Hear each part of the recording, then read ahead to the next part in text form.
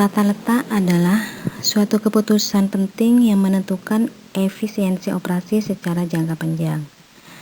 Tata letak memiliki banyak dampak strategis karena tata letak menentukan daya saing perusahaan dalam hal kapasitas, proses, fleksibilitas, biaya, kualitas lingkungan kerja, kontak dengan pelanggan, dan citra perusahaan.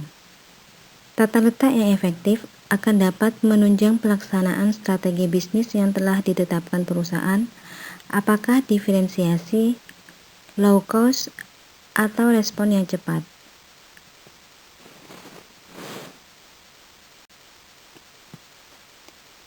Hal yang harus dipertimbangkan dalam menentukan desain tata letak adalah yang pertama yaitu utilasi ruang, peralatan, dan orang yang lebih tinggi.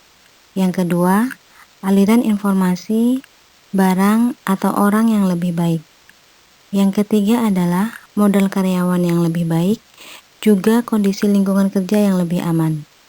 Yang keempat adalah interaksi dengan pelanggan atau klien yang lebih baik. Dan yang terakhir adalah fleksibilitas.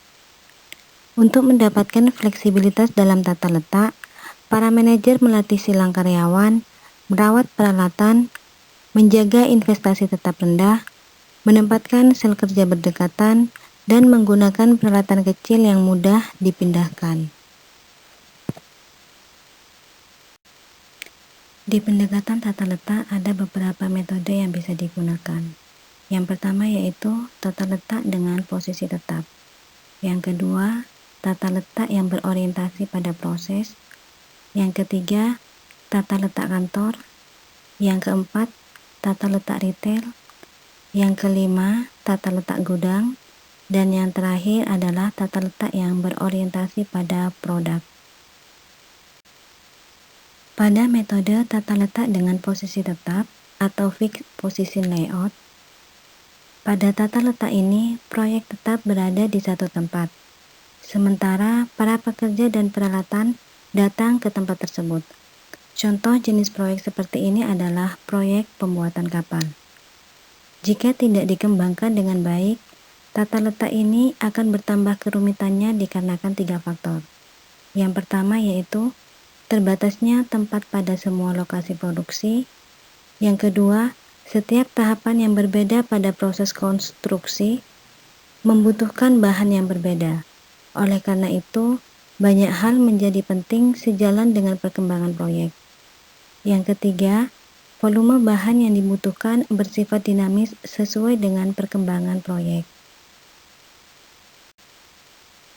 Karena permasalahan tata letak dengan posisi tetap sulit dipecahkan di lokasi, strategi alternatif yang ada adalah melengkapi proyeknya sedapat mungkin di luar lokasi atau merubah menjadi strategi yang lebih berorientasi pada produk. Selanjutnya adalah metode tata letak berorientasi proses atau process oriented layout. Tata letak yang berorientasi pada proses atau process oriented layout dapat menangani beragam barang atau jasa secara bersamaan. Ini merupakan cara tradisional untuk mendukung sebuah strategi diferensiasi produk. Tata letak ini paling efisien di saat produk yang memiliki persyaratan berbeda atau di saat penanganan pelanggan, pasien, atau klien dengan kebutuhan yang berbeda.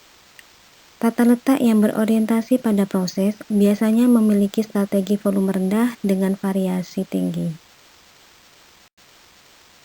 Berikutnya adalah metode tata letak kantor atau office layout. Tata letak kantor adalah cara mengelompokkan pekerja, perlengkapan pekerja, dan ruang dengan mempertimbangkan kenyamanan, keamanan, dan pergerakan informasi. Hal yang membedakan antara layout kantor dan pabrik adalah pada kepentingan informasi.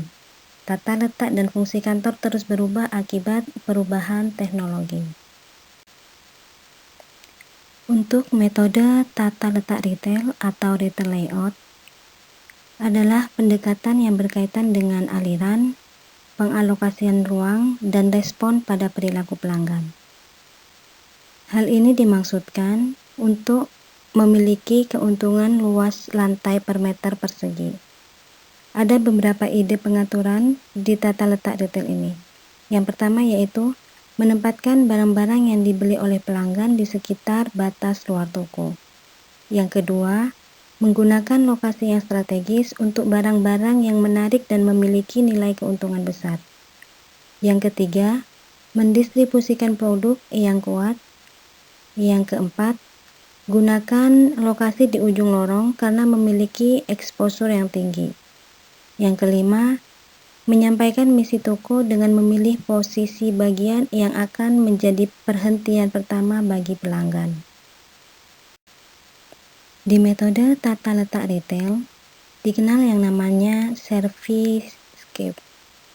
Servicescape yaitu lingkungan fisik di mana jasa dilakukan dan bagaimana lingkungan ini memiliki dampak pada pelanggan dan karyawan. Ada 3 elemen servicescape. Yang pertama yaitu kondisi yang berkenaan dengan lingkungan. Yang kedua, tata letak yang luas dan mempunyai fungsi. Dan yang ketiga, tanda-tanda, simbol, dan patung. Selanjutnya adalah tata letak gudang dan penyimpanan atau warehouse layout. Tata letak gudang adalah sebuah desain yang mencoba meminimalkan biaya total dengan mencari paduan yang terbaik antara luas ruangan dan penanganan bahan. Tujuan tata letak gudang atau warehouse layout adalah untuk menemukan titik optimal antara biaya penanganan bahan dan biaya-biaya yang berkaitan dengan luas ruang dalam gedung. Yang terakhir adalah tata letak produksi berulang dan berorientasi pada produk. Pada metode ini, tata letak yang berorientasi pada produk disusun di sekeliling produk atau keluarga produk yang sama yang memiliki volume tinggi dan bervariasi rendah. Produksi yang berulang dan kontinu menggunakan tata letak produk. Jenis tata letak yang berorientasi pada produk dibagi menjadi 2, yaitu ada lini pabrikasi dan lini perakitan. Di lini pabrikasi atau fabrication line, di sini membuat komponen seperti ban mobil dan komponen logam sebuah kulkas pada beberapa mesin. Sedangkan di lini perakitan atau assembly line, meletakkan komponen yang dipabrikasi secara bersamaan pada sekumpulan stasiun kerja. Kedua lini ini merupakan proses yang berulang, dan dalam kedua kasus, lini ini harus seimbang, yaitu waktu yang dihabiskan untuk mengerjakan suatu pekerjaan harus sama atau seimbang dengan waktu yang dihabiskan untuk mengerjakan pekerjaan pada mesin berikutnya pada lini pabrikasi. Sebuah tata letak yang baik perlu menetapkan beberapa hal yang berikut. Yang pertama yaitu peralatan penanganan bahan. Manajer harus memutuskan peralatan yang akan digunakan, seperti ban berjalan, cranes, automated storage and retrieval system, dan juga kereta otomatis untuk mengirim dan menyimpan bahan. Yang kedua yaitu kapasitas dan persyaratan luas ruang. Desain tata letak dan penyediaan ruang hanya dapat dilakukan saat persyaratan jumlah pekerja, mesin, dan perakitan diketahui. Misalnya, persyaratan ruang persegi 4 minimal berukuran 6 x 6 kaki ditambah dengan toilet, kantin, tangga, lift, dan juga pencegahan masalah keamanan, kebisingan, debu, temperatur, dan ruangan peralatan dan mesin. Yang ketiga yaitu lingkungan hidup dan estetika.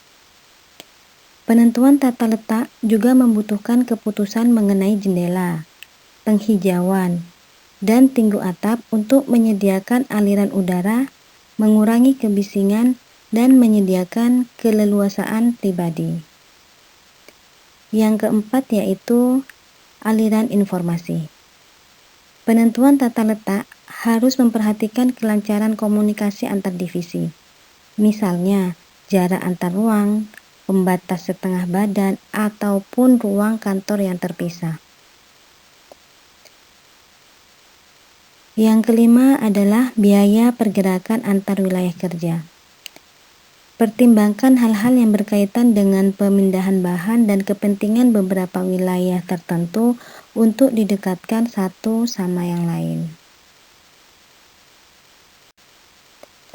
Demikian mata kuliah untuk strategi tata letak. Terima kasih. Assalamualaikum warahmatullahi wabarakatuh.